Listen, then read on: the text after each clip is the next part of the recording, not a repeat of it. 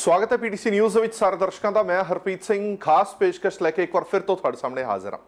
ਪੰਜਾਬ ਦੇ ਵਿੱਚ ਜੋ ਮਾਹੌਲ ਬਣਿਆ ਹੋਇਆ ਹੈ ਉਸ ਮਾਹੌਲ ਦੇ ਵਿੱਚ ਬੇਅਦਬੀਆਂ ਦੀ ਗੱਲ ਵੀ ਹੋ ਰਹੀ ਹੈ, ਬਾਈਬਲ ਕਲਾ ਗੋਲੀकांड ਦੀ ਵੀ ਗੱਲ ਹੋ ਰਹੀ ਹੈ, ਜਸਟਿਸ ਰਣਜੀਤ ਕਮਿਸ਼ਨ ਦੀ ਵੀ ਗੱਲ ਹੋ ਰਹੀ ਹੈ, ਵਿਧਾਨ ਸਭਾ ਦੇ ਸੈਸ਼ਨ ਦੀ ਵੀ ਗੱਲ ਹੋ ਰਹੀ ਹੈ।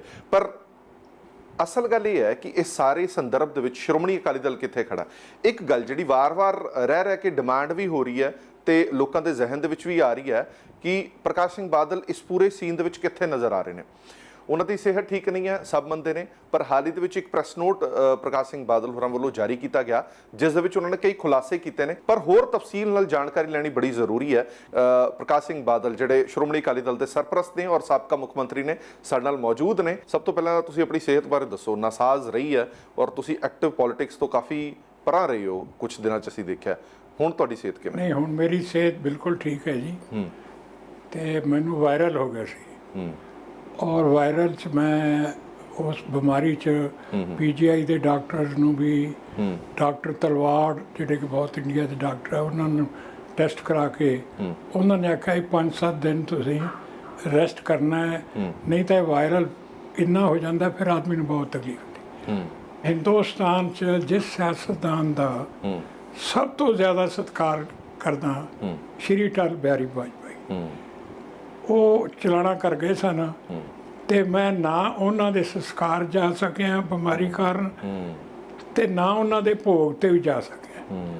ਔਰ ਫਿਰ ਮੇਰੇ ਇੱਕ ਬਹੁਤ ਪੁਰਾਣੇ ਸਾਥੀ ਟੰਡਨ ਸਾਹਿਬ ਜੀ, ਜਿਹੜੇ ਇੱਥੇ ਮਿਨਿਸਟਰ ਵੀ ਰਹੇ ਹੈ, ਬੀਜੇਪੀ ਦੇ ਸੀਨੀਅਰ ਲੀਡਰ ਹੈ, ਗਵਰਨਰ ਸਨ, ਉਹ ਵੀ ਕਾਲ ਚਲਾਣਾ ਕਰ ਗਏ। ਮੈਂ ਉੱਥੇ ਵੀ ਨਹੀਂ ਜਾ ਸਕਿਆ, ਨਾ ਭੋਗ ਤੇ ਨਾ ਸੰਸਕਾਰ ਤੇ।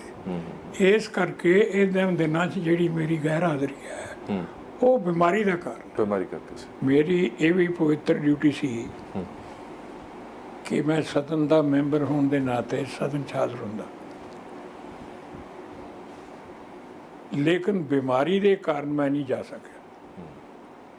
ਔਰ ਉਹਦੇ ਵਾਸਤੇ ਮੈਨੂੰ ਇਕੱਲਾ ਇਹ ਨਹੀਂ ਕਿ ਕੋਈ ਸਰਟੀਫਿਕੇਟ ਦੇਣ ਦੀ ਲੋੜ ਸੀ, ਮੈਨੂੰ ਪੀਜੀਆਈ ਦੇ ਡਾਕਟਰ ਦਾ ਸਰਟੀਫਿਕੇਟ ਵੀ ਨਾਲ ਲਾ ਕੇ ਦਿੱਤਾ ਮੈਂ, ਕਿ ਮੈਨੂੰ ਪਤਾ ਸੀ ਇਹਨਾਂ ਨੇ ਕੋਈ ਨਾ ਕੋਈ ਐਵੇਂ ਹੀ ਦੂਸ਼ਣ ਲਾਉਣੇ ਹੈ, ਲੇਕਿਨ ਕਦੇ ਕੋਈ ਸਰਟੀਫਿਕੇਟ ਨਹੀਂ ਲਾਉਂਦਾ ਹੁੰਦਾ। ਐਮਐਲਏ ਇਕੱਲਾ ਲਿਖਦੇ ਸਪੀਕਰ ਨੂੰ ਤਾਂ ਦਰਸ਼ਕ, ਪਰ ਮੇਰੇ ਵਰਗੇ ਆਦਮੀਆਂ ਨੂੰ ਵੀ ਕਾਸ਼ਸ ਰਹਿਣਾ ਪੈਂਦਾ। ਮੈਂ ਕਾਸ਼ਸ ਹਾਂ, ਤਾਂ ਮੈਂ ਉਹ ਡਾਕਟਰ ਦਾ ਵੀ ਸਰਟੀਫਿਕੇਟ ਲਾ ਕੇ ਦਿੱਤਾ, ਉਹ ਨਾਲ ਲਾ ਕੇ ਭੇਜਿਆ, ਨਾਲ ਲਾ ਕੇ ਭੇਜਿਆ ਉਹ ਰਿਕਾਰਡ 'ਚ। ਮੈਂ ਸਿੱਧਾ ਮੁੱਦੇ 'ਤੇ ਆਉਣਾ। ਇਹ ਸਾਰੀਆਂ ਚੀਜ਼ਾਂ ਜਿਹੜੀਆਂ ਚੱਲ ਰਹੀਆਂ ਨੇ, ਬਾਈਬਲ ਕਲਾ ਗੋਲੀकांड ਵੀ ਚੱਲ ਰਿਹਾ, ਬੇਦਬੀਆਂ ਦਾ ਮੁੱਦਾ ਵੀ ਚੱਲ ਰਿਹਾ, ਇਸ ਰਣਜੀਤ ਕਮਿਸ਼ਨ ਦੀ ਰਿਪੋਰਟ ਦੇ ਵੀ ਚਰਚਾ ਹੁੰਦੀ ਹੈ, ਪਰ ਇੱਕ ਸਵਾਲ ਜਿਹੜਾ ਵਾਰ-ਵਾਰ ਰਹਿ ਕੇ ਟੁੰਬਦਾ ਹੈ ਉਹ ਇਹ ਸਵਾਲ ਹੈ ਕਿ ਜਿਸ ਵਕਤ ਗੋਲੀ ਚੱਲੀ ਉਸ ਤੋਂ ਇੱਕ ਰਾਤ ਪਹਿਲਾਂ ਮੁੱਖ ਮੰਤਰੀ ਉਸ ਵੇਲੇ ਤੇ ਪ੍ਰਕਾਸ਼ ਸਿੰਘ ਬਾਦਲ ਦੀ ਡੀਜੀਪੀ ਦੇ ਨਾਲ ਗੱਲਬਾਤ ਹੋਈ। ਇੱਕ ਵਾਰ ਨਹੀਂ, ਦੋ ਵਾਰ ਨਹੀਂ, ਕਈ ਵਾਰ ਗੱਲਬਾਤ ਹੋਈ। ਥੋੜ੍ਹਾ ਜਿਹਾ ਮੈਨੂੰ ਇਹ ਦੱਸੋ ਕਿ ਉਹ ਗੱਲਬਾਤ ਦਾ ਸੰਦਰਭ ਕੀ ਸੀਗਾ। ਦੇਖੋ ਜੀ, ਜਦੋਂ ਇਹ ਜੀ ਸਥਿਤੀ ਸੀ ਤਾਂ ਮੈਂ ਕੋਈ ਇਹ ਨਹੀਂ ਵੀ ਮੈਂ ਸੁੱਤਾ ਪਿਆ ਸਾਂ। ਮੈਂ ਆਪ ਡੀਜੀਪੀ ਨੂੰ ਤੇ ਡਿਸਟ੍ਰਿਕਟ ਅਥਾਰਟੀਜ਼ ਨੂੰ ਤੋਂ ਪਤਾ ਲੈਂਦਾ ਸਾਂ ਵੀ ਕੀ ਸਥਿਤੀ ਹੈ, ਔਰ ਮੇਰੀ ਇਹਨਾਂ ਨੂੰ ਇਹੀ ਹਦਾਇਤ ਸੀ ਕਿ ਪੂਰਮਨ ਤਰੀਕੇ ਨਾਲ ਗੱਲਬਾਤ ਨਾਲ ਹੱਲ ਕਰਿਓ, ਹੋਰ ਕੋਈ ਗਲਤ ਕੰਮ ਨਹੀਂ ਕਰਨਾ। ਔਰ ਜਿਹੜਾ ਐਵੇਂ ਕਹਿੰਦਾ ਗੋਲੀ ਚਲਾਤੀ, ਗੋਲੀ ਵੀ ਬਾਤ। ਅੱਛਾ ਚਲੋ, ਮੈਂ ਉਸ ਸਵਾਲ 'ਤੇ ਬਾਅਦ 'ਚ ਆਊਂਗਾ। ਜਿਹੜੀ ਤੁਹਾਡੀ ਗੱਲਬਾਤ ਹੋਈ ਸੀ ਡੀਜੀਪੀ ਨਾਲ, 2-3 ਵਾਰ ਤੁਸੀਂ ਕਿਹਾ ਗੱਲਬਾਤ ਹੋਈ, ਉਹ ਗੱਲਬਾਤ ਕਿਸ ਸੰਦਰਭ 'ਚ ਹੋਈ ਸੀ? ਉਹ ਕੋਟਕਪੂਰੇ ਲਈ ਹੋਈ ਸੀ ਜਾਂ ਬਾਈਬਲ ਕਲਾਂ ਲਈ ਹੋਈ ਸੀ? ਕੋਟਕਪੂਰੇ ਲਈ। ਬਾਈਬਲ ਕਲਾਂ ਲਈ ਕੋਈ ਗੱਲ ਨਹੀਂ ਹੋਈ? ਕਿਉਂ ਬਾਈਬਲ ਕਲਾਂ ਲਈ ਕਿਉਂ ਨਹੀਂ ਹੋਈ? ਕੋਟਕਪੂਰੇ ਇਹ ਦੋ ਸੈਪਰੇਟ ਘਟਨਾਵਾਂ ਹਨ।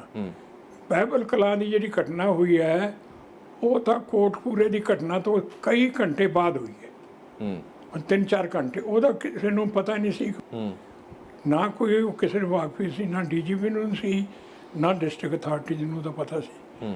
ਇਸ ਕਰਕੇ ਉੱਥੋਂ ਦੀ ਬਾਈਬਲ ਕਲਾਂ ਦਾ ਸਵਾਲ ਹੀ ਨਹੀਂ ਪੈਦਾ ਹੁੰਦਾ। ਤੇ ਕੋਟਕਪੂਰਾ ਜਿਹੜਾ ਹੈ ਉਹਦੇ ਵੱਲ ਹੀ ਸਾਰਾ ਧਿਆਨ ਸੀ। ਔਰ ਇਹ ਜਿਹੜੀ ਸ਼ਹੀਦੀਆਂ ਹੋਈਆਂ ਉਹ 2 ਬਾਈਬਲ ਕਲਾਂ।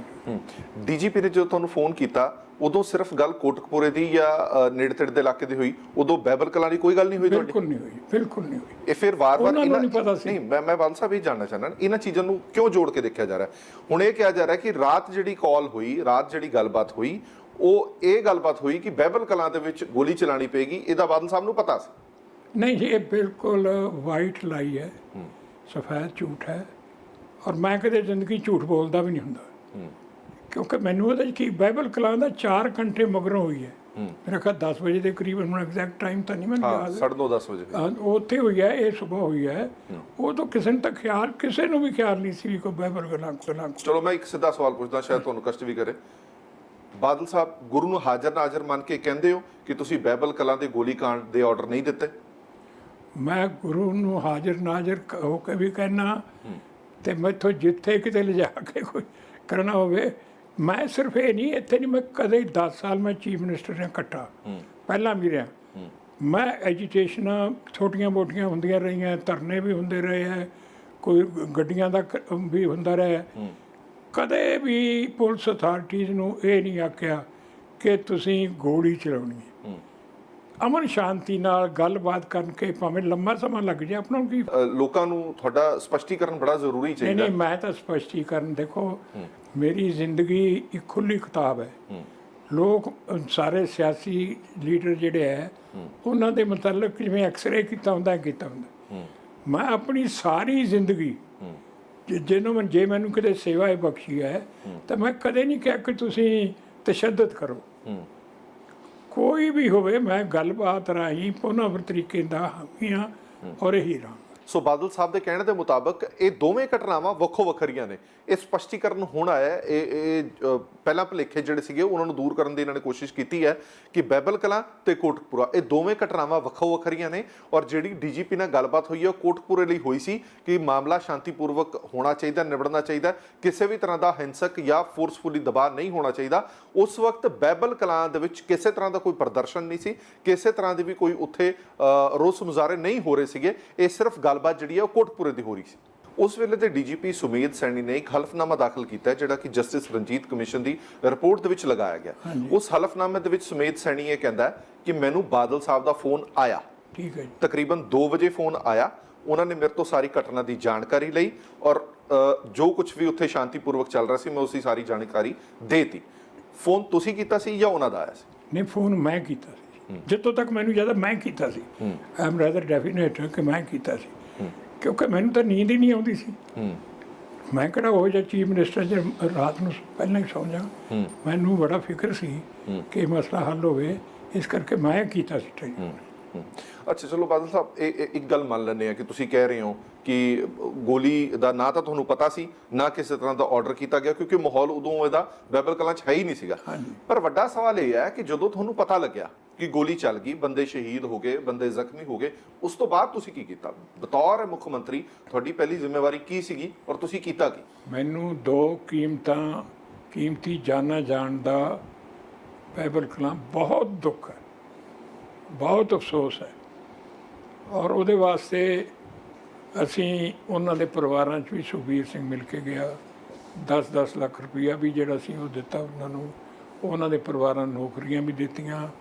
ਜਿਹੜਾ SSP ਉੱਥੇ ਮੌਜੂਦ ਸੀ ਉਹਨੂੰ ਸਸਪੈਂਡ ਵੀ ਕੀਤਾ। ਉਹ ਸਾਰੇ ਇਸ਼ੂ ਦਾ ਕੇਸ ਵੀ ਰਜਿਸਟਰ ਕੀਤਾ। ਮਤਲਬ ਇਸ ਤਰ੍ਹਾਂ ਜਿਹੜੇ ਉਦੋਂ ਕਦਮ ਚੁੱਕਣੇ ਚਾਹੀਦੇ ਸਨ ਸਾਰੇ ਚੁੱਕੇ। ਜਿਹੜੀ ਸਿੱਟ ਅਸੀਂ ਮੁਕਰਰ ਕੀਤੀ ਸੀ, ਉਹੀ ਸਿੱਟ ਨੇ ਇਹ ਗੱਲ ਨੂੰ ਇਹਦਾ ਭਾਲ ਕੀਤੀ ਹੈ। ਔਰ ਜਿਹੜਾ ਮੇਰੇ ਵੇਲੇ DGP ਸੀ ਉਹੀ DGP ਹੈ। ਇਹਦਾ ਮਤਲਬ ਹੈ ਕਿ ਜਿਹੜਾ ਅਸੀਂ ਕੰਮ ਕੀਤਾ ਸੀ, ਅਗਲੀ ਸਰਕਾਰ ਜਿਹੜੀ ਆਈ ਹੈ ਕਾਂਗਰਸ ਦੀ, ਉਹਨੂੰ ਵੀ ਠੀਕ ਲੱਗਿਆ ਔਰ ਉਹਨਾਂ ਨੇ ਵੀ ਉਹੀ ਸਿੱਟ ਵੀ ਉਹੀ ਰੱਖੀ ਤੇ DGP ਵੀ ਉਹੀ ਰੱਖਿਆ। ਇੱਕ ਕਹਿ ਦਿੰਦੇ ਜੀ ਤੁਹਾਡੇ ਵੇਲੇ ਤਾਂ ਪਤਾ ਨਹੀਂ ਲੱਗਿਆ, ਤੇ ਕਾਂਗਰਸ ਇਹ ਕਹਿੰਦੇ ਕਿ ਜਦੋਂ ਤੁਹਾਡੀ ਸਰਕਾਰ ਸੀ, SIT ਹੋਈ ਸੀ ਹੈ, ਉਦੋਂ ਕੁਝ ਮਸਲੇ ਦਾ ਹੱਲ ਨਹੀਂ ਹੋ ਸਕਿਆ, ਤੁਹਾਡੀ ਸਰਕਾਰ ਬਦਲੀ, ਉਸੇ SIT ਨੇ ਨਤੀਜੇ ਕੱਢੇ। ਉਹਦਾ ਮੈਂ ਦੱਸਦਾ ਨਾ ਜੀ ਕਿ ਸਾਡੀ ਸਰਕਾਰ ਵੇਲੇ ਤਕਰੀਬਨ 1.5 ਸਾਲ ਇਹ ਕੰਮ ਚੱਲਦਾ ਰਿਹਾ ਤੇ ਕਾਂਗਰਸ ਦੀ ਸਰਕਾਰ ਤੋਂ ਬਾਅਦ 1.5 ਸਾਲ ਕਾਂਗਰਸ ਦੀ ਸਰਕਾਰ ਰਹੀ। 1.5 ਸਾਲ ਬਾਅਦ ਉਹਨਾਂ ਦੀ ਸਰਕਾਰ ਤੋਂ ਥੋੜੀ ਬਹੁਤ ਜਿਹੜੀ ਇਨਫੋਰਮੇਸ਼ਨ ਆਈ।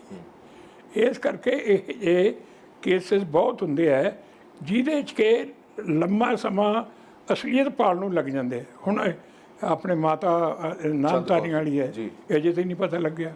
ਹੋਰ ਕਈ ਕੇਸ ਹੋਣੇ, ਸੈਂਕੜੇ ਕੇਸ ਹੋਣੇ ਜਿਹਦਾ ਨਹੀਂ ਪਤਾ ਲੱਗਿਆ। ਇਸ ਕਰਕੇ ਇਹ ਕਿਵੇਂ ਲੋਕਾਂ ਕਹਿੰਦੇ ਜੀ ਉਹਨਾਂ ਨੇ ਭਾਲ ਲਿਆ, ਬਸ ਸਿੱਟ ਨੇ ਭਾਲਿਆ ਔਰ 1.5 ਸਾਲ ਸਾਨੂੰ ਲੱਗ ਗਿਆ, 1.5 ਸਾਲ ਇਹਨਾਂ ਨੂੰ ਲੱਗ ਗਿਆ। ਇਹਦੇ 'ਚ ਕੀ? ਤੁਸੀਂ ਜਸਟਿਸ ਰਣਜੀਤ ਕਮਿਸ਼ਨ ਦਾ ਵਿਰੋਧ ਕਰ ਰਹੇ ਹੋ ਜਾਂ ਜਸਟਿਸ ਰਣਜੀਤ ਸਿੰਘ ਦਾ ਵਿਰੋਧ ਕਰ ਰਹੇ ਹੋ? ਇਹ ਦੇਖੋ, ਸਮਝਣਾ ਬੜਾ ਜ਼ਰੂਰੀ ਹੈ ਕਿ ਤੁਹਾਡੀ ਵਿਰੋਧਤਾ ਕਮਿਸ਼ਨ ਦੇ ਖਿਲਾਫ ਹੈ, ਤੁਹਾਡੀ ਵਿਰੋਧਤਾ ਜਸਟਿਸ ਰਣਜੀਤ ਸਿੰਘ ਦੇ ਖਿਲਾਫ ਹੈ। ਦੇਖੋ, ਸਾਡੀ ਵਿਰੋਧਤਾ ਜਸਟਿਸ ਰਣਜੀਤ ਸਿੰਘ ਦੇ ਖਿਲਾਫ ਹੈ, ਕਮਿਸ਼ਨ ਦੇ ਖਿਲਾਫ ਨਹੀਂ।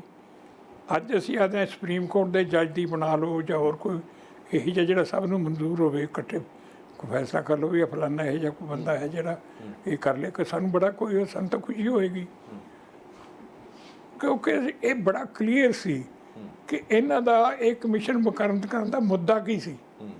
ਇਹਨਾਂ ਦਾ ਮੁੱਦਾ ਕੋਈ ਇਹ ਨਹੀਂ ਸੀ ਵੀ ਸੈਕਟਰੀ ਤੇ ਸਾਰਾ ਕੱਢਣਾ ਕੁਛ ਜੀ, ਸਿਰਫ ਤੇ ਸਿਰਫ ਜਿਹੜਾ ਇਹਨਾਂ ਨੇ ਆਪ ਦੇ ਮੂੰਹੋਂ ਕਿਹਾ ਇਲੈਕਸ਼ਨਾਂ ਤੋਂ ਪਹਿਲਾਂ ਜਦੋਂ ਸਰਕਾਰ ਵੀ ਨਹੀਂ ਬਣੀ ਸੀ ਕਿ ਜੇ ਸਾਡੀ ਸਰਕਾਰ ਬਣ ਗਈ ਅਸੀਂ ਕਮਿਸ਼ਨ ਬਣਾਵਾਂਗੇ ਜਿਹੜਾ ਸਾਰਾ ਜ਼ਿੰਮੇਵਾਰੀ ਅਕਾਲੀ ਦਲ ਦੇ ਦੋਸ਼ੀ ਉਹਨੂੰ ਠਹਿਰਾਵਾਂਗੇ। ਇਹ ਪਹਿਲਾਂ ਹੀ ਬਿਆਨ ਦੇ ਚੁੱਕੇ ਨੇ। ਫਿਰ ਉਹਨਾਂ ਨੇ ਜਦੋਂ ਆਪਦੇ ਪੂਰਾ ਕਰਨੇ ਇਹੋ ਜਿਹਾ ਬੰਦਾ ਭਾਲਣਾ ਸੀ ਜਿਹੜਾ ਕਿ ਜਿਵੇਂ ਆਖਣੋਂ ਉਹ ਕਾਰਵਾਈ ਕਰ ਲੇ। ਇਸ ਕਰਕੇ ਤੁਹਾਡੀ ਵਿਰੋਧਤਾ ਹੈ ਇਹ ਹਾਂਜੀ, ਹੋਰ ਤਾਂ ਸਾਨੂੰ ਕੀ, ਕਮਿਸ਼ਨ ਤਾਂ ਕੋਈ ਹੋਵੇ ਸਾਨੂੰ ਕੀ ਹੈ ਜੀ, ਭਾਵੇਂ ਕੱਲ੍ਹ ਨੂੰ ਬਣਵਾ ਲੈਣ, ਮੈਨੂੰ ਸਾਨੂੰ ਕੋਈ ਤਰ੍ਹਾਂ ਨਹੀਂ। ਅੱਛਾ, ਵਾਰ-ਵਾਰ ਤੁਹਾਡੇ ਲੀਡਰ ਸਾਹਿਬਾਨ ਵੀ ਸੁਖਬੀਰ ਬਾਦਲ ਵੀ ਨੇੜਤਾ ਦਿਖਾਈ ਜਾਂਦੇ ਕਿ ਕੈਪਟਨ ਅਮਰਿੰਦਰ ਸਿੰਘ ਤੇ ਜਸਟਿਸ ਰਣਜੀਤ ਸਿੰਘ ਨੇੜੇ ਨੇ, ਸੁਖਪਾਲ ਖਹਿਰਾ ਦੇ ਉਹ ਰਿਸ਼ਤੇਦਾਰ ਨੇ, ਇਸ ਕਰਕੇ ਇਨਫਲੂਐਂਸ ਹੈ ਸਾਰਾ, ਤਾਂ ਕਰਕੇ ਜਿਹੜੀ ਰਿਪੋਰਟ ਹੈਗੀ ਹੈ ਉਹ ਸ਼੍ਰੋਮਣੀ ਅਕਾਲੀ ਦਲ ਨੂੰ ਬਦਨਾਮ ਕਰਨ ਲਈ ਲਿਖੀ। ਠੀਕ ਹੈ, ਬਿਲਕੁਲ ਠੀਕ ਹੈ, ਇਹਦੇ 'ਚ ਕੋਈ ਦੋ ਰਾਹ ਨਹੀਂ। ਅਸਲ ਮੇਰਾ ਖਿਆਲ ਹੈ ਕਿ ਜੁਡੀਸ਼ਰੀ ਨੂੰ ਸਰਦਾਰ ਅਮਰਿੰਦਰ ਸਿੰਘ ਨੇ ਗਲਤ ਵਰਤਿਆ, ਔਰ ਇਹਨੂੰ ਚਾਹੀਦਾ ਸੀ ਜੇ ਸਾਨੂੰ ਇੰਨਾ ਇਤਰਾਜ਼ ਸੀ ਤਾਂ ਇਹਨਾਂ ਨੇ ਫਿਰ ਇਹ ਕੰਮ ਲੈਣਾ ਹੀ ਨਹੀਂ ਸੀ। ਆਖਦੇ ਵੀ ਮੇਰੇ ਤਾਂ ਜੇ ਤੁਸੀਂ ਮੈਂ ਨਹੀਂ ਇਹ ਕਰਦਾ। ਦੂਜਾ ਇਹ ਹੈ ਕਿ ਅਜੇ ਤਾਂ ਸਰਕਾਰ ਵੀ ਨਹੀਂ ਬਣੀ ਸੀ। ਅਮਰਿੰਦਰ ਸਿੰਘ ਨੇ 2 ਥਾਵਾਂ ਤੇ ਬਿਆਨ ਦਿੱਤੇ ਹੈ, ਸਟੇਟਮੈਂਟ ਦਿੱਤੀ ਹੈ, ਔਰ ਈਵਨ ਕਾਂਗਰਸ ਪ੍ਰੈਜ਼ੀਡੈਂਟ ਜਿਹੜੇ ਉਹਨਾਂ ਨੇ ਬਿਆਨ ਦਿੱਤਾ ਹੈ ਕਿ ਜੇ ਸਾਡੀ ਸਰਕਾਰ ਬਣ ਗਈ ਤਾਂ ਅਸੀਂ ਇਸ ਮੁੱਦੇ ਨੂੰ ਲੈ ਕੇ ਅਕਾਲੀਆਂ ਨੂੰ ਅੰਦਰ ਦਿਆਂਗੇ। ਮਤਲਬ ਇਹਨਾਂ ਦੀ ਵੈਲ ਪਲਾਨ ਸੀ। ਫਿਰ ਉਹਨਾਂ ਨੂੰ ਐਕਸੀਕਿਊਟ ਕਿਵੇਂ ਕਰਾਉਂਦੇ, ਕਿਤੋਂ ਕਰਾਉਂਦੇ, ਇਹ ਸਾਰੀ ਪਲੈਨਿੰਗ ਕੀਤੀ ਹੈ। ਹੁਣ ਤੁਸੀਂ ਵੇਖ ਲਓ ਕਿ ਇਹ ਪਹਿਲਾਂ ਤਾਂ ਕੇਸ ਇਹਨਾਂ ਨੇ CBI ਨੂੰ ਦੇਤਾ, ਅਸੀਂ ਤਾਂ ਨਹੀਂ ਆਖਿਆ, ਇਸ ਗਵਰਨਮੈਂਟ ਨੇ ਭੇਜਿਆ। ਨਹੀਂ, CBI ਤਾਂ ਤੁਸੀਂ ਵੀ ਦਿੱਤੇ ਨਾ? ਨਹੀਂ, ਅਸੀਂ ਵੀ ਦਿੱਤੇ, ਹੁਣ ਇਹਨਾਂ ਨੇ ਵੀ ਦਿੱਤੇ, ਔਰ ਹੁਣ ਕਹਿੰਦੇ ਵਾਪਸ ਲੈ ਲਓ। ਕਿਉਂ ਲੈ ਲਓ? ਕਿ CBI ਨੇ ਤਾਂ ਇਨਸਾਫ ਕਰਨਾ ਹੈ ਤੇ ਇਹ ਅਸੀਂ ਆਪਣਾ ਕੋਈ DIG ਜਾਂ ਕੋਈ ਜਿਵੇਂ ਜੱਜ ਸਾਹਿਬ ਲੱਗੇ ਨੇ ਇਵੇਂ ਲਾ ਕੇ ਫਿਰ ਇਹਨਾਂ ਦੇ ਖਿਲਾਫ ਫਤਵੇ ਦਵਾ ਦਿਆਂਗੇ, ਫਿਰ ਇਹ ਜਿਹਾ ਰੌਲਾ ਗੋਲਾ ਪੈਂਦਾ ਰਹੂਗਾ। ਨਹੀਂ, ਫਿਰ ਹੁਣ ਤੁਸੀਂ ਚਾਹੁੰਦੇ ਕੀ ਹੋ? ਤੁਸੀਂ ਕਮਿਸ਼ਨ ਨਕਾਰ ਚੁੱਕੇ ਹੋ, SIT ਤਾਂ ਤੁਸੀਂ ਫਿਰ ਸਵਾਲ ਚੁੱਕ ਰਹੇ ਹੋ ਕਿ ਜਿਵੇਂ ਕਮਿਸ਼ਨ ਬਣਾਇਆ ਉਵੇਂ SIT ਵੀ ਬਣਾ ਲੈਣਗੇ। ਹੁਣ ਮਾਮਲੇ ਦਾ ਹੱਲ ਤਾਂ ਕਰਨਾ ਹੀ ਹੈ ਨਾ। ਨਹੀਂ, ਹੱਲ ਇਹਦਾ ਇੱਕ ਹੱਲ ਹੈ ਜੀ ਕਿ ਸੁਪਰੀਮ ਕੋਰਟ ਦਾ ਜੱਜ ਕੋਈ ਮਤਲਬ ਉਹ ਉੱਥੋਂ ਦੇ ਉਹਨਾਂ ਦੀ ਜਿਹੜਾ ਚੀਫ ਜਸਟਿਸ ਆਫ ਸਿਟਿੰਗ ਜੱਜ ਉਹ ਉਹਨਾਂ ਨੂੰ ਆ ਕੇ ਕੋਈ ਜੱਜ ਲੈ ਲੈਣ, ਸਾਨੂੰ ਅਸੀਂ ਪੂਰਾ ਕੋਆਪਰੇਟ ਕਰਾਂ। ਦੇਖੋ ਜੀ, ਇਹ ਸੋਚਣਾ ਵੀ ਗਲਤ ਹੈ ਕਿ ਅਕਾਲੀ ਦਲ ਕਦੇ ਸੈਕਟਰੀ ਦੇ ਹੱਕ 'ਚ ਹੋ ਸਕਦਾ, ਜਿਹਨੇ ਸਾਰੀ ਜ਼ਿੰਦਗੀ ਕੁਰਬਾਨੀਆਂ ਕੀਤੀਆਂ ਇਸੇ ਸੈਕਟਰੀ ਦੀ ਖਾਤਰ।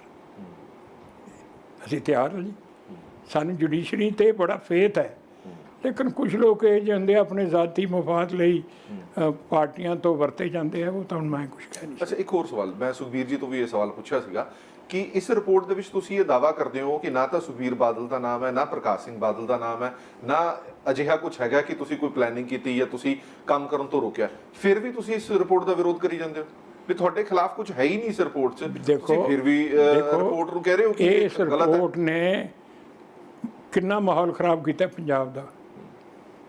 ਮੇਰੀ ਗੱਲ ਸਮਝੋ। ਪਰ ਇਹ ਗੱਲਾਂ ਲੋਕਾਂ ਤੱਕ ਤੁਸੀਂ ਪਹੁੰਚਾਣੀਆਂ ਨਾ। ਨਹੀਂ, ਲੋਕਾਂ ਉਹਨਾਂ ਨੇ ਇਹ ਗੱਲਾਂ ਪਹੁੰਚਾਤੀਆਂ ਕਿ ਅਕਾਲੀ ਦਲ ਜ਼ਿੰਮੇਵਾਰ ਹੈ, ਫਿਰ ਤੁਸੀਂ ਇਹ ਪਹੁੰਚਾ ਨਹੀਂ ਸਕਦੇ ਕਿ ਅਕਾਲੀ ਦਲ ਜ਼ਿੰਮੇਵਾਰ ਨਹੀਂ ਹੈ। ਅਸੀਂ ਹੁਣ ਤੁਸੀਂ ਆਏ ਹੋ, ਧੰਨਵਾਦ ਤੁਹਾਡਾ, ਤੁਹਾਡੇ ਥਰੂ ਹੀ ਪਹੁੰਚਾਉਣੀ ਹੈ। ਜਦ ਮੈਂ ਕੱਲ੍ਹ ਸਟੇਟਮੈਂਟ ਦਿੱਤੀ ਹੈ ਉਹ ਲੋਕਾਂ ਕੋਲ ਜਾਊਗੀ।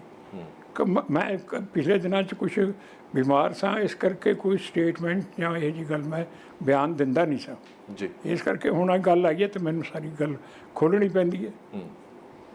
ਵਿਧਾਨ ਸਭਾ ਦੇ ਵਿੱਚ ਜਿਹੜੀ ਕਾਰਵਾਈ ਹੋਈ ਹੈ 8-9 ਘੰਟੇ ਦੀ, ਤੁਹਾਡੇ ਸਮੇਤ ਤੁਹਾਡੇ ਸਾਰੀ ਲੀਡਰਸ਼ਿਪ ਨੂੰ ਜੰਮ ਕੇ ਭੰਡਿਆ ਗਿਆ ਉੱਥੇ।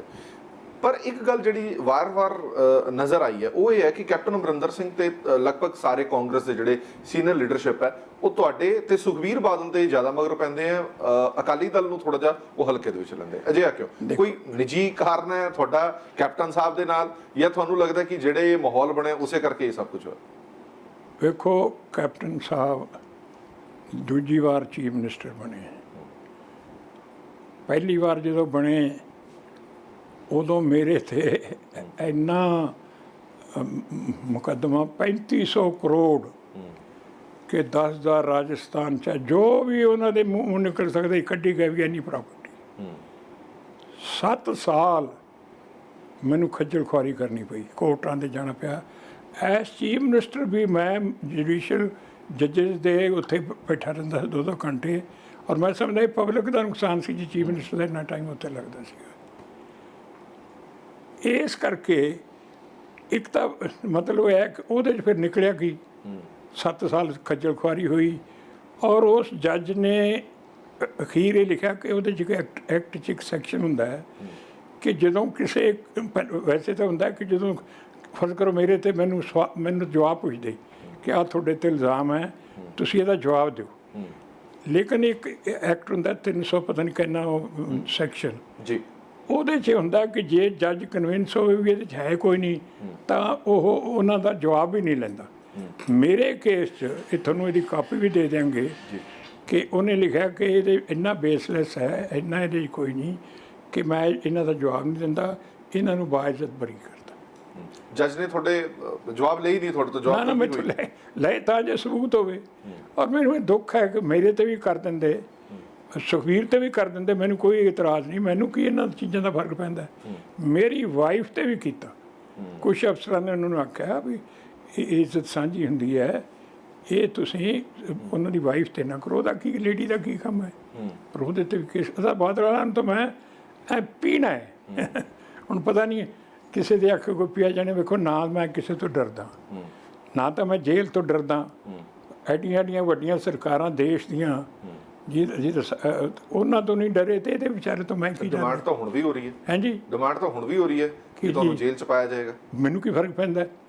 ਇਹ ਜੇਲਾਂ ਜੂਲਾਂ ਜੀ ਕੁਛ ਨਹੀਂ, ਇਹ ਗਲਤ ਗੱਲਾਂ ਹੁੰਦੀਆਂ। ਅਸੀਂ ਮੈਂ ਤੁਹਾਨੂੰ ਆਪਣੇ ਤੁਸੀਂ ਸਵਾਲ ਤਾਂ ਨਹੀਂ ਪੁੱਛਿਆ।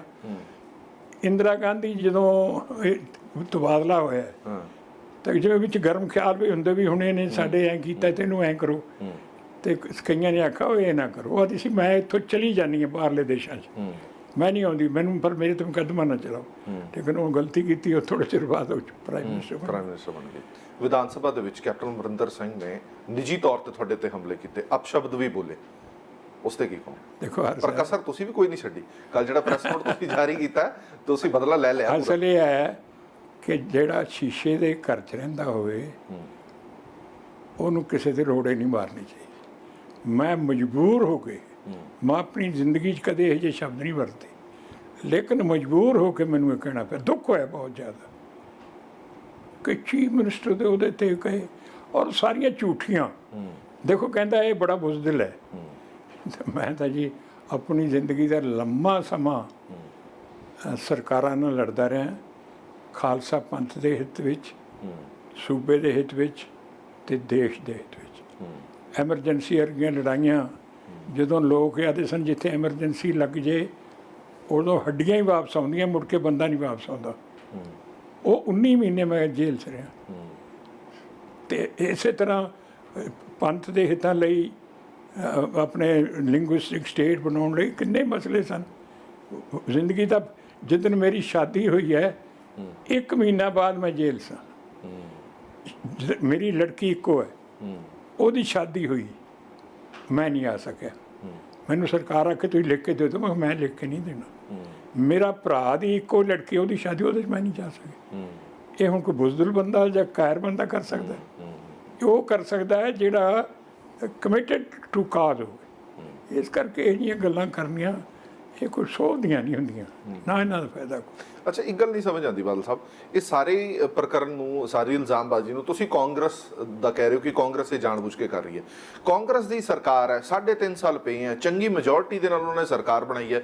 ਉਹਨਾਂ ਨੂੰ ਜ਼ਰੂਰਤ ਕੀ ਇਹਨਾਂ ਚੀਜ਼ਾਂ ਦੀ? ਉਹਨਾਂ ਦਾ ਮਕਸਦ ਕੀ ਹੋਊਗਾ ਕਿ ਇਸ ਸਾਰੇ ਚੀਜ਼ ਦਾ ਭਾਂਡਾ ਤੁਹਾਡੇ ਸਿਰ ਭੰਨਿਆ ਜਾਵੇ? ਦੇਖੋ ਜੀ, ਕਾਂਗਰਸ ਦੀ ਸਰਕਾਰ ਬਣੀ ਹੈ, ਪਰ ਕਾਂਗਰਸ ਜਿਹੜੀ ਹੈ, ਭਾਵੇਂ ਸੈਂਟਰ ਦੀ ਕਾਂਗਰਸ ਹੈ, ਭਾਵੇਂ ਸੂਬੇ ਦੀ ਕਾਂਗਰਸ ਹੈ, ਉਹ ਐਨੀਮੀ ਨੰਬਰ 1 ਦੇ ਹੈ ਤਾਂ ਅਕਾਲੀ ਦਲ ਨੂੰ ਸਮਝ। ਕਿਉਂ?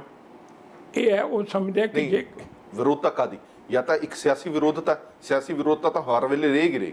ਨਹੀਂ ਸਿਆਸੀ ਇਹਦੇ ਪਿੱਛੇ ਨਹੀਂ, ਕੋਈ ਹੋਰ ਵੀ ਮੰਤਵ ਹੈ? ਅਸਲੀ ਗੱਲ ਇਹ ਹੈ ਕਿ ਉਹ ਸਮਝਦੇ ਕਿ ਜਿਹੜੀ ਲੜਾਈ ਸ਼੍ਰੋਮਣੀ ਅਕਾਲੀ ਦਲ ਅਰਦਾਸ ਕਰਕੇ ਲੜਦਾ ਹੈ ਫਿਰ ਉਹ ਵਾਪਸ ਨਹੀਂ ਹੁੰਦਾ। ਅਸੀਂ ਦਿੱਲੀ ਦੀ ਸਰਕਾਰ ਨਾਲ ਲੜੇ ਹਾਂ ਵੱਡੇ ਵੱਡੇ ਮਸਲਿਆਂ ਤੇ, ਔਰ ਸਾਨੂੰ ਇਹ ਵੀ ਕਿਹਾ ਜਾਂਦਾ ਸੀ ਜਿਵੇਂ ਐਮਰਜੈਂਸੀ ਦੀ ਗੱਲ ਹੈ ਜੀ ਅਸੀਂ ਮੀਟਿੰਗ ਜਿੱਦਣ ਕੀਤੀ ਐਮਰਜੈਂਸੀ ਲੱਗ ਗਈ, ਅਗਲੇ ਦਿਨ ਸਾਡੀ ਮੀਟਿੰਗ ਹੋਈ ਸਾਰੀ ਲੀਡਰਸ਼ਿਪ ਦੀ, ਤਾਂ ਸਾਨੂੰ ਇੰਦਰਾ ਗਾਂਧੀ ਦਾ ਸੁਨੇਹਾ ਆਇਆ ਕਿ ਤੁਸੀਂ ਐਮਰਜੈਂਸੀ ਦੇ ਖਿਲਾਫ ਨਾ ਬੋਲੋ ਤੇ ਪੰਜਾਬ ਸਦਾ ਰਾਜ ਕਰੋ। ਤੇ ਸਾਡੀ ਉਹ ਪਾਰਟੀ ਸੀ ਨਾ, ਸਾਡੀ ਤਾਂ ਇਹ ਸੀ ਜ਼ਬਰ ਜ਼ੁਲਮ ਬੇਇਨਸਾਫੀ ਦੇ ਖਿਲਾਫ ਲੜਨ ਵਾਲੀ ਪਾਰਟੀ ਸੀ। ਅਸੀਂ ਨੂੰ ਚਿੱਟਾ ਜਵਾਬ ਦੇਤਾ। ਔਰ ਇੱਕ ਪਾਰਟੀ ਹੈ ਹਿੰਦੁਸਤਾਨ 'ਚ ਜਿਹੜੀ ਨੇ ਮੋਰਚਾ ਲਾਇਆ, ਹੋਰ ਕਿਸੇ ਪਾਰਟੀ ਵੱਡੀਆਂ ਵੱਡੀਆਂ ਕਿਸੇ ਮੋਰਚਾ ਨਹੀਂ ਲਾ ਸਕੀਆਂ, ਅਸੀਂ ਮੋਰਚਾ ਲਾਇਆ ਔਰ ਜਦੋਂ ਤੱਕ ਐਮਰਜੈਂਸੀ ਨਹੀਂ ਟੁੱਟੀ ਉਦੋਂ ਤੱਕ ਗ੍ਰਿਫਤਾਰੀਆਂ ਜਾਰੀ ਰਹੀਆਂ। ਇਸ ਕਰਕੇ ਉਹ ਸਮਝਦੇ ਕਿ ਇਹ ਇੱਕ ਇਹੋ ਜਿਹੀ ਸ਼ਕਤੀ ਹੈ ਔਰ ਸਾਨੂੰ ਜਿਹੜੀ ਗੁਰਧਾਮਾਂ ਤੋਂ ਸ਼ਕਤੀ ਮਿਲਦੀ ਹੈ, ਕੁਦਰਤੀ ਹੈ ਸ਼ਕਤੀ ਦੇ ਸੋਮੇ ਜੇ ਹੈ ਗੁਰਧਾਮ ਹਨ।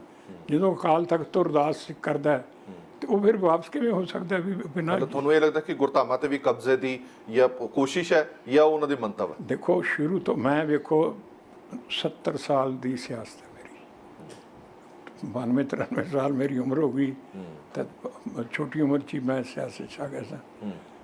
ਤੇ 70 ਸਾਲਾਂ 'ਚ ਇਹਨਾਂ ਨੇ ਹਮੇਸ਼ਾ ਹੀ ਕੋਸ਼ਿਸ਼ ਕੀਤੀ ਹੈ ਕਿ ਗੁਰਧਾਮਾਂ 'ਤੇ ਕਬਜ਼ਾ ਕੀਤਾ ਜਾਏ।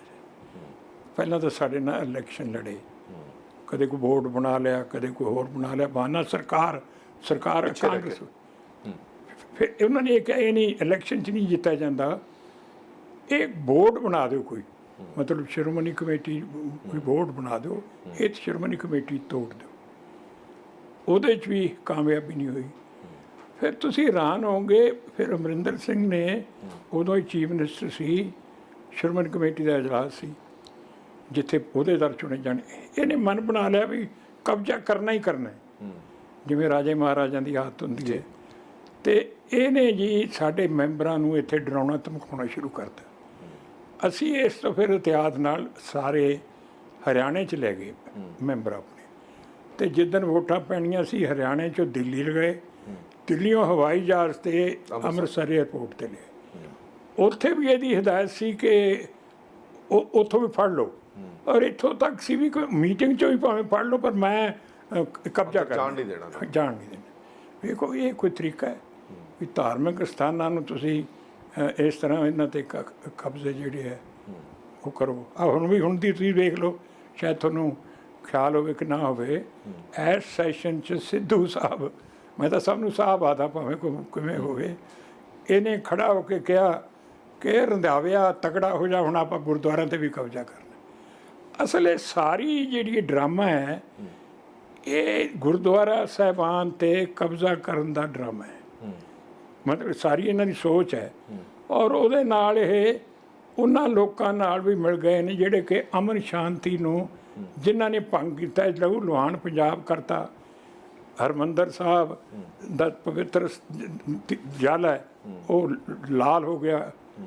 ਜਿਨ੍ਹਾਂ ਲੋਕਾਂ ਵਿੱਚੋਂ ਮਤਲਬ ਉਦੋਂ ਉਹ ਹਾਲਾਤ ਪੈਦਾ ਕੀਤੇ, ਉਹਨਾਂ ਨਾਲ ਮਿਲ ਕੇ ਇਹ ਕਰਨਾ ਚਾਹੁੰਦੇ ਗੁਰਦੁਆਰਿਆਂ 'ਤੇ ਕਬਜ਼ਾ ਕਰ। ਠੀਕ ਹੈ।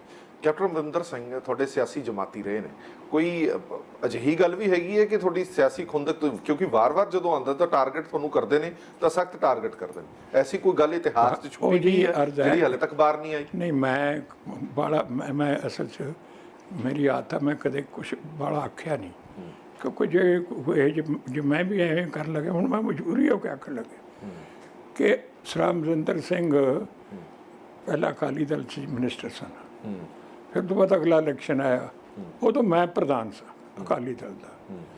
ਮੈਨੂੰ ਕਹਿਣ ਲੱਗੇ ਜੀ ਮੈਨੂੰ ਟਿਕਟ ਦਿਓ, ਔਰ ਰਾਮਪੁਰਾ ਫੂਲ ਦੀ ਟਿਕਟ ਮੰਗਦੇ ਸਨ। ਅੱਛਾ, ਜਿਹੜਾ ਬਠਿੰਡੇ ਜ਼ਿਲ੍ਹੇ 'ਚ ਕੈਪਟਨ ਅਮਰਿੰਦਰ ਸਿੰਘ ਨੇ ਕਿਹਾ ਤੁਹਾਨੂੰ ਕਿ ਟਿਕਟ ਦਿੱਤੀ ਜਾਏ। ਰਾਮਪੁਰਾ ਫੂਲ ਤੋਂ ਮੈਂ ਖੜਾ ਹੋਣਾ। ਮੈਂ ਕਿਹਾ ਸਰ ਸਾਹਿਬ ਉੱਥੇ ਆਪਣਾ ਜ਼ਿਲ੍ਹੇ ਦਾ ਪ੍ਰੈਜ਼ੀਡੈਂਟ ਹੈ ਜਿਹਦਾ ਬੜਾ ਰੋਲ ਹੈ, ਮੈਂ ਉਹਦਾ ਨਾਂ ਲੈ ਕੇ ਕਿਵੇਂ ਤੁਹਾਨੂੰ ਦੇ ਸਕਦਾ। ਮੈਂ ਉਹਨਾਂ ਨੂੰ ਇਹ ਵੀ ਕਿਹਾ ਕਿ ਦੇਖੋ ਜੀ, ਤੁਸੀਂ ਆਪਦੇ ਅੰਦਰ ਵੇਖੋ ਵੀ ਕਦੇ ਤੁਸੀਂ ਜੇ ਅਕਾਲੀ ਦਲ ਨੇ ਕੋਈ ਧਰਨਾ ਲਾਇਆ, ਧਰਨੇ 'ਚ ਗਏ ਹੋ, ਕੋਈ ਕਾਨਫਰੰਸ ਕੀਤੀ ਹੈ, ਕਾਨਫਰੰਸ 'ਚ ਗਏ ਹੋ, ਕੋਈ ਮੋਰਚਾ ਲੱਗਿਆ ਉਹਦੇ 'ਚ ਗਏ ਹੋ, ਤੇ ਤੁਹਾਨੂੰ ਟਿਕਟ ਕਾਹਦੇ ਵਾਸਤੇ ਦੇਗੀ? ਖੈਰ ਮੈਂ ਫਿਰ ਵੀ ਮੇਰਾ ਦਿਲ ਨਰਮ ਹੁੰਦਾ ਹੈ। ਮੈਂ ਕਿਹਾ ਇੱਥੋਂ ਦੀ ਤਾਂ ਨਹੀਂ, ਉਹ ਬਠਿੰਡੇ ਦੀ ਦੇ ਦਿਆਂ। ਕਹਿੰਦਾ ਨਹੀਂ, ਮੈਂ ਬਠਿੰਡੇ ਨਹੀਂ ਖੜਾ ਹੋਣਾ। ਫਿਰ ਮੈਂ ਬਠਿੰਡੇ ਦਾ ਕੈਂਡੀਡੇਟ ਵੀ ਡਿਕਲੇਅਰ ਕਰਤਾ। ਫਿਰ ਮੈਨੂੰ ਕਹਿੰਦਾ ਹੁਣ ਬਠਿੰਡੇ ਹੀ ਦੇ ਦਿਓ। ਮੈਂ ਵੀ ਉਹ ਗੱਡੀ ਤਾਂ ਚੱਲ ਪਈ, ਹੁਣ ਮੈਂ ਟਿਕਟ ਦੇ ਦਿੱਤੀ, ਉਹਨੂੰ ਤਾਂ ਕੋਈ ਵਾਪਸ ਕਰਨਾ। ਇਸ ਕਰਕੇ ਉਹ ਪਤਾ ਨਹੀਂ ਇਹ ਦਿਲ 'ਚ ਰੱਖਦੇ ਆ, ਜਦੋਂ ਬੰਦਾ ਵੱਡਾ ਹੋ ਜਾਏ ਉਹਨੂੰ ਦਿਲ 'ਚ ਨਹੀਂ ਰੱਖਣਾ ਚਾਹੀਦਾ। ਹੁਣ ਉਹ ਗੱਲਾਂ ਵੀ ਦਿਲ 'ਚ ਹੋਣੀਆਂ, ਹੋਰ ਪਤਾ ਨਹੀਂ ਕੀ। ਔਰ ਮੈਂ ਫਿਰ ਫਰਾਕ ਦਿਲੀ ਵਿਖਾਉਂਦਾ ਰਿਹਾ। ਜਦੋਂ ਮੈਂ ਬਰੀ ਹੋਇਆ 7 ਸਾਲ, ਤੁਸੀਂ ਦੱਸੋ ਵੀ 7 ਸਾਲ ਥੋੜ੍ਹੇ ਹੁੰਦੇ ਆ। ਉਹ ਤੋਂ ਬਾਅਦ ਜਿੱਦਣ ਸਾਨੂੰ ਬਰੀ ਕੀਤਾ, ਮੈਂ ਸਰਾ ਅਮਰਿੰਦਰ ਸਿੰਘ 'ਤੇ ਹਰਜਾਨੇ ਦਾ ਮੇਰਾ ਖਿਆਲ 10 ਕਰੋੜ ਰੁਪਈਆ ਦਾ ਦਾਅਵਾ ਕੀਤਾ, ਵੱਡੀ ਫੀਸ ਭਰ ਕੇ। ਹਰਜਾਨੇ ਦਾ ਵੀ ਮੇਰੀ ਇੱਜ਼ਤ ਤੱਕ ਹੋਈ ਹੈ, ਅਤੇ ਉਹ ਮੈਂ ਜਿੱਤੀ ਜਾਣਾ ਸੀ। ਮੈਂ ਆ ਕੇ ਅਸੈਂਬਲੀ ਵਿੱਚ ਉਦੋਂ ਹੀ ਬਿਆਨ ਦਿੱਤਾ ਕਿ ਜਿਹੜਾ ਸਰਾ ਅਮਰਿੰਦਰ ਸਿੰਘ ਦੇ ਖਿਲਾਫ ਮੈਂ ਕੇਸ ਕੀਤਾ ਸੀ, ਮੈਂ ਵਾਪਸ ਲੈਣਾ, ਮੈਂ ਵਿੰਡਿਕਟਿਵ ਨਹੀਂ। ਇਹ ਤਾਂ ਲੋਕ ਕਰਦੇ, ਪਰ ਮੈਂ ਫਰਾਕ ਤੇਰੀ ਫੇਰ ਵਿਖਾਈ ਵਾਪਸ ਲੈ ਰਿਹਾ। ਇਸ ਕਰਕੇ ਅਸਲੀ ਉਹ ਖੁੰਦਕ ਨਹੀਂ ਹਟਦਾ ਜੀ। ਉਹਦੇ ਦਿਲ 'ਚ ਵੀ ਮੈਨੂੰ ਉਦੋਂ ਨੇ ਟਿਕਟ ਨਹੀਂ ਦਿੱਤੀ, ਮੇਰੀ ਬੇਇੱਜ਼ਤੀ ਹੋ ਗਈ। ਟਿਕਟਾਂ ਮਿਲਦੀਆਂ ਨਹੀਂ ਮਿਲਦੀਆਂ, ਚੱਲਦੀਆਂ ਰਹਿੰਦਾ। ਅੱਛਾ, ਇੱਕ ਗੱਲ ਦੱਸੋ ਬਾਦਲ ਸਾਹਿਬ, ਇਸ ਗੱਲ ਦਾ ਤੁਹਾਨੂੰ ਅਫਸੋਸ ਰਹੇਗਾ ਕਿ ਤੁਹਾਡੀ ਸਰਕਾਰ ਵੇਲੇ ਬੇਅਦਬੀਆਂ ਹੋਈਆਂ ਔਰ ਮਸਲੇ ਹੱਲ ਵੀ ਨਹੀਂ ਹੋਏ? ਦੇਖੋ, ਅਰਜ਼ ਹੈ, ਬੇਅਦਬੀਆਂ ਉਦੋਂ ਵੀ ਹੋਈਆਂ, ਬੇਅਦਬੀਆਂ ਅਮਰਿੰਦਰ ਸਿੰਘ ਦੀ ਸਰਕਾਰ ਵਿੱਚ ਵੀ ਹੋਈਆਂ। ਉਨੀਆਂ ਹੀ ਤਕਰੀਬਨ ਹੋਈਆਂ, ਮੈਨੂੰ ਐਗਜ਼ੈਕਟ ਫਿਗਰ ਤਾਂ ਯਾਦ ਨਹੀਂ। ਹਾਂਜੀ, ਤੁਹਾਨੂੰ ਪਤਾ ਹੋਣਾ ਹੈ ਜੀ। ਤੇ ਇਹ ਜਿਹੜੇ ਕਮੀਨੇ ਗੰਦੇ ਬੰਦੇ, ਮੇਰੇ ਵਾਸਤੇ ਕੋਈ ਲੈਂਗੁਏਜ ਨਹੀਂ। ਜਿਹੜਾ ਵੇਖੋ, ਗੁਰੂ ਗ੍ਰੰਥ ਸਾਹਿਬ ਜਾਂ ਪਵਿੱਤਰ ਜਿਹੜੇ ਗ੍ਰੰਥ ਹੈ, ਜਾਂ ਹੋਲੀ ਕੁਰਾਨ ਹੈ, ਜਾਂ ਹੋਲੀ ਬਾਈਬਲ ਆਪਣੀ ਹੈ, ਗੀਤਾ ਹੈ, ਜਾਂ ਹੋਰ ਕੋਈ ਵੀ ਹੈ, ਇਹ ਜਿਹੇ ਕੰਮ ਬਹੁਤ ਨੀਚ ਬੰਦੇ ਕਰ ਸਕਦੇ ਹੈ। ਸਹੀ ਸੋਚ ਵਾਲਾ ਬੰਦਾ ਤਾਂ ਕਰ ਹੀ ਨਹੀਂ ਸਕਦਾ ਇਹ ਜਿਹੀ ਗੱਲ। ਇਸ ਕਰਕੇ ਸ਼੍ਰੀ ਗੁਰੂ ਗ੍ਰੰਥ ਸਾਹਿਬ ਜੀ ਦੀ ਬੇਅਦਬੀ ਹੋਣੀ, ਇਹ ਤਾਂ ਇੱਕ ਬਹੁਤ ਵੱਡੀ ਭੈੜੀ ਘਟਨਾ ਹੈ ਨਾ। ਬਾਦਲ ਸਾਹਿਬ, ਵਿਧਾਨ ਸਭਾ ਦੇ ਵਿੱਚ ਕੈਪਟਨ ਅਮਰਿੰਦਰ ਸਿੰਘ ਨੇ ਕਿਹਾ ਕਿ ਉਸ ਵੇਲੇ ਦੀ ਇੰਦਰਾ ਗਾਂਧੀ ਦੀ ਸਰਕਾਰ ਦੀ ਗੱਲ ਪ੍ਰਕਾਸ਼ ਸਿੰਘ ਬਾਦਲ ਨੇ ਨਹੀਂ ਮੰਨੀ, ਸਮਝੌਤਾ ਨਹੀਂ ਮੰਨਿਆ, ਜਿਸ ਕਰਕੇ ਆਪਰੇਸ਼ਨ ਬਲੂ ਸਟਾਰ ਹੋਇਆ, ਯਾਨੀ ਕਿ ਤੁਹਾਨੂੰ ਜ਼ਿੰਮੇਵਾਰ ਠਹਿਰਾਇਆ ਗਿਆ। ਅਰਜ਼ ਹੈ ਜੀ ਕਿ ਮੈਂ ਇਕੱਲਾ ਤਾਂ ਕੋਈ ਨਾ ਕਰ ਸਕਦਾ, ਨਾ ਹਾਂ ਕਰ ਸਕਦਾ। ਸਾਰਾ ਪੰਥ ਦਾ ਜੋ ਪ੍ਰੋਬਲਮ ਸੀ, ਉਹ ਸ਼੍ਰੋਮਣੀ ਅਕਾਲੀ ਦਲ ਟਰੀਟ ਕਰ ਰਿਹਾ ਸੀ, ਔਰ ਲੌਂਗੋਵਾਲ ਸਾਹਿਬ ਸਾਡੇ ਪ੍ਰਧਾਨ ਸਨ। ਉਹ ਜਿਹੜੀਆਂ ਸ਼ਰਤਾਂ 'ਤੇ ਜਿਹੜਾ ਕੋਈ ਦੇ ਤੱਕ ਰਹੇ ਨਹੀਂ ਸਨ, ਫਿਰ ਸਾਰਿਆਂ ਨੇ ਯੂਨੈਨਿਮਸਲੀ ਜਿਹੜੇ ਫੈਸਲੇ ਹੋਏ ਉਹ ਹੋਇਆ। ਮੇਰਾ ਤਾਂ ਇਕੱਲੇ ਦਾ ਉਹਦੇ ਨਾਲ ਤਾਲੁਕ ਕੋਈ ਨਹੀਂ। ਅਤੇ ਇਹਦਾ ਮਤਲਬ ਹੈ ਜੇ ਡਿਮਾਂਡਾਂ ਪੂਰੀਆਂ ਨਹੀਂ ਹੋਈਆਂ, ਉਹਨਾਂ ਦੀਆਂ ਸ਼ਰਤਾਂ ਅੱਗੇ ਅਕਾਲੀ ਦਲ ਨੇ ਗੋਡੇ ਨਹੀਂ ਟੇਕੇ ਤਾਂ ਆਪਰੇਸ਼ਨ ਬਲੂ ਫੌਜਾਂ ਚਾੜ ਦਿਓ। ਇਹ ਤਾਂ ਬਿਲਕੁਲ ਐਵੇਂ ਅਮਰਿੰਦਰ ਸਿੰਘ ਦੀਆਂ ਗੱਲਾਂ ਬਣਾਈਆਂ, ਔਰ ਇਹਦੇ ਜ਼ਿੰਮੇ ਲਾਇਆ ਕਿ ਕਿਸੇ ਤਰੀਕੇ ਨਾਲ ਵੀ ਹੋਵੇ ਇਹ ਲੋਕਾਂ 'ਚ ਆਏ ਵੀ ਇੰਦਰਾ ਗਾਂਧੀ ਦੇ ਮੱਥੇ 'ਤੇ ਜੋ ਕਲੰਕ ਲੱਗਿਆ ਉਹ ਕਿਵੇਂ ਨਾ ਕਿਵੇਂ ਮਿਟ ਜੇ। ਬਾਦਲ ਸਾਹਿਬ, ਇੱਕ ਗੱਲ ਦੱਸੋ, ਸ਼੍ਰੋਮਣੀ ਅਕਾਲੀ ਦਲ ਹਮੇਸ਼ਾ ਹੀ ਇਹ ਕਹਿੰਦਾ ਰਿਹਾ ਕਿ ਕਾਂਗਰਸ ਐਂਟੀ ਪੰਜਾਬ ਹੈ, ਐਂਟੀ ਸਿੱਖ ਹੈ, ਇਹਦੇ ਪਿੱਛੇ ਕੀ ਤਰਕ ਹੈ ਤੁਹਾਡਾ? ਅਰਜ਼ ਹੈ ਜੀ, ਜਿਹੜੇ ਮੈਂ ਇਹਦਾ ਜਵਾਬ ਦਿੰਦਾ ਹੈ ਉਹ ਹਿਸਟੋਰੀਕਲ ਫੈਕਟਸ ਨੇ। ਇਹ ਨਹੀਂ ਕਿ ਮੈਂ ਐਵੇਂ ਕਹਿ ਦਿਆਂ ਜਿਵੇਂ ਅਮਰਿੰਦਰ ਟੋਲੇ ਮਾਰਦਾ। ਸਭ ਤੋਂ ਪਹਿਲਾਂ ਇਹ ਹੈ ਕਿ ਜਦੋਂ ਦੇਸ਼ ਆਜ਼ਾਦ ਹੋਇਆ, ਪਾਰਟੀਸ਼ਨ ਹੋਈ, ਤਾਂ ਪੰਜਾਬ ਦੇ ਲੋਕ ਉਜੜ ਕੇ ਵਿਚਾਰੇ ਆ ਰਹੇ ਸਨ ਜਾਇਦਾਦਾਂ ਗਵਾ ਕੇ। ਤਾਂ ਇੱਥੇ ਇਹਨਾਂ ਨੇ ਪੰਜਾਬ ਦਾ ਗਵਰਨਰ ਸੀ ਕੋਈ ਸੀ, ਉਹਨੇ लिखा कि जे लोग जो आ रहे हैं इनके फिर बसाने के लिए ये देख लें कि ये सब जराइम पेशा। अच्छा, मतलब जराइम पेशा वो लोग जेड़े देश वास्ते सब कुछ कुर्बान करते।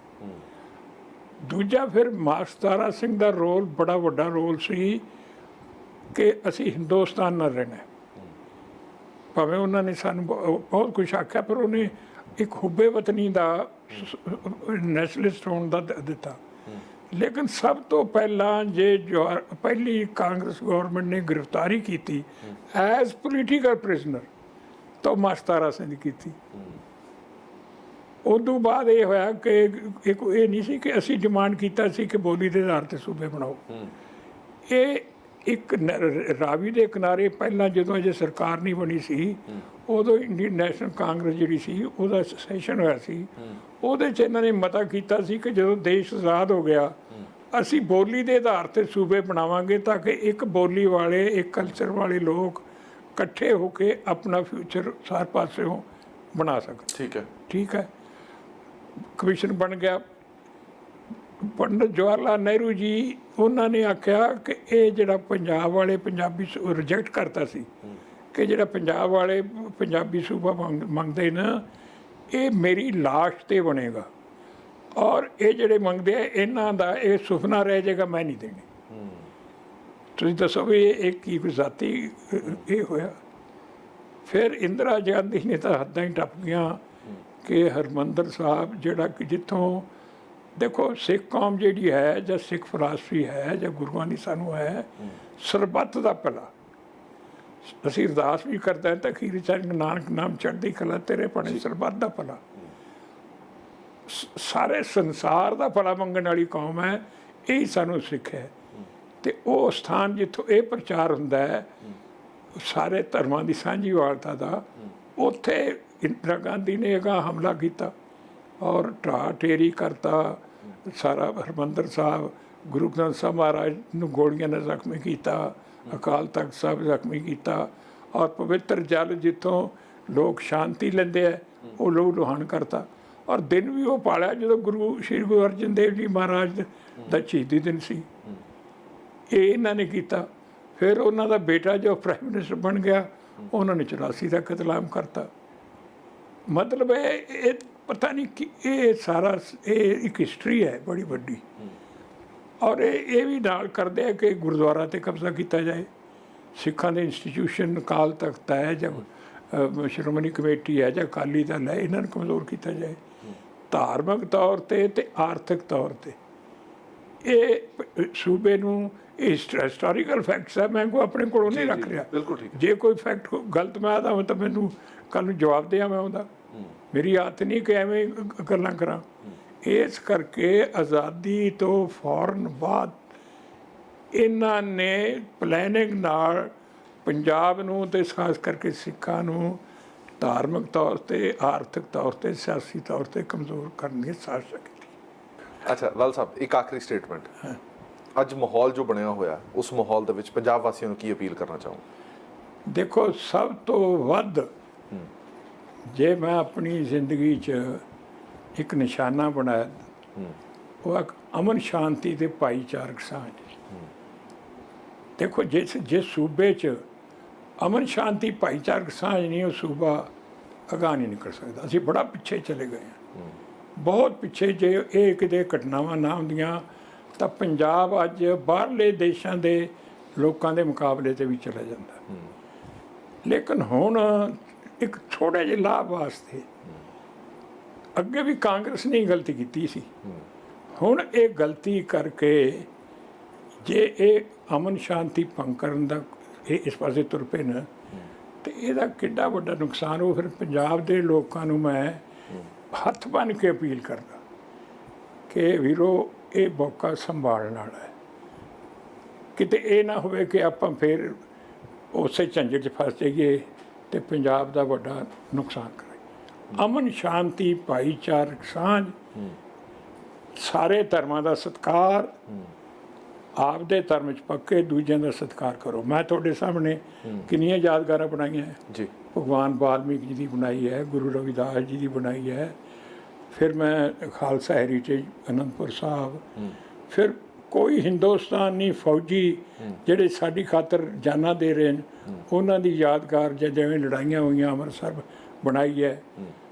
ਕਰਤਾਰਪੁਰ ਸਾਹਿਬ ਜੰਗੇ ਆਜ਼ਾਦੀ ਜਿਹੜੇ ਲੋਕ ਕੁਰਬਾਨੀ ਕੀਤੀ ਹੈ, ਕੋਈ ਹਿੰਦੁਸਤਾਨ 'ਚ ਕਿਸੇ ਨੇ ਨਹੀਂ ਕੀਤਾ ਜਿਹੜਾ ਮੈਂ ਕੀਤਾ। ਬਹੁਤ ਬਹੁਤ ਧੰਨਵਾਦ ਬਾਦਲ ਸਾਹਿਬ ਸਾਡੇ ਨਾਲ ਗੱਲਬਾਤ ਕਰਨ ਦੇ ਲਈ। ਸੋ ਇਹ ਸਨ ਪ੍ਰਕਾਸ਼ ਸਿੰਘ ਬਾਦਲ, ਸ਼੍ਰੋਮਣੀ ਅਕਾਲੀ ਦਲ ਦੇ ਸਰਪ੍ਰਸਤ, ਔਰ ਇਹਨਾਂ ਨੇ 2-3 ਜਿਹੜੀਆਂ ਗੱਲਾਂ ਕਹੀਆਂ ਨੇ ਉਹ ਬੜੀਆਂ ਨੋਟ ਕਰਨ ਵਾਲੀਆਂ ਨੇ। ਪਹਿਲੀ ਗੱਲ ਇਹ ਕਿ ਬਾਈਬਲ ਕਲਾਂ ਗੋਲੀ ਕਾਂਡ ਦੇ ਲਈ ਉਹਨਾਂ ਦੀ ਕੋਈ ਗੱਲ ਹੀ ਨਹੀਂ ਹੋਈ। ਜਿਹੜੀ ਰਾਤ 2 ਵਜੇ 2-3 ਵਾਰ ਜਿਹੜੀਆਂ ਕਾਲਸ ਹੋਈਆਂ ਨੇ ਉਹ ਜਿਹੜੀ ਹੈ ਕੋਟਕਪੁਰ ਲਈ ਗੱਲ ਹੋਈ ਹੈ, ਔਰ ਉਦੋਂ ਬਾਈਬਲ ਕਲਾਂ ਦੇ ਵਿੱਚ ਕੋਈ ਗੱਲ ਹੋ ਹੀ ਨਹੀਂ ਰਹੀ ਸੀ ਕਿ ਜਿਹੜੀ ਜਿਹਦਾ ਕੁਝ ਅੰਦਾਜ਼ਾ ਵੀ ਹੁੰਦਾ, ਜਿਹਦੇ ਬਾਰੇ ਕੋਈ ਚਰਚਾ ਵੀ ਹੁੰਦੀ। ਇਹ ਗੱਲ ਵੀ ਇਹਨਾਂ ਨੇ ਸਪਸ਼ਟ ਕਰ ਦਿੱਤੀ ਹੈ। ਹੋਰ ਵੀ ਬਹੁਤ ਕੁਝ ਸਪਸ਼ਟੀਕਰਨ ਉਮੀਦ ਕਰਦੇ ਹਾਂ ਕਿ ਇਸ ਇੰਟਰਵਿਊ ਦੇ ਵਿੱਚ ਸਾਹਮਣੇ ਆ ਚੁੱਕਾ ਹੈ। ਦੇਸ਼ ਦੁਨੀਆ ਦੀ ਬਾਕੀ ਖਬਰਾਂ ਲਈ ਬਣੇ ਰਹੋ PTC ਨਿਊਜ਼ ਨਾਲ। ਧੰਨਵਾਦ।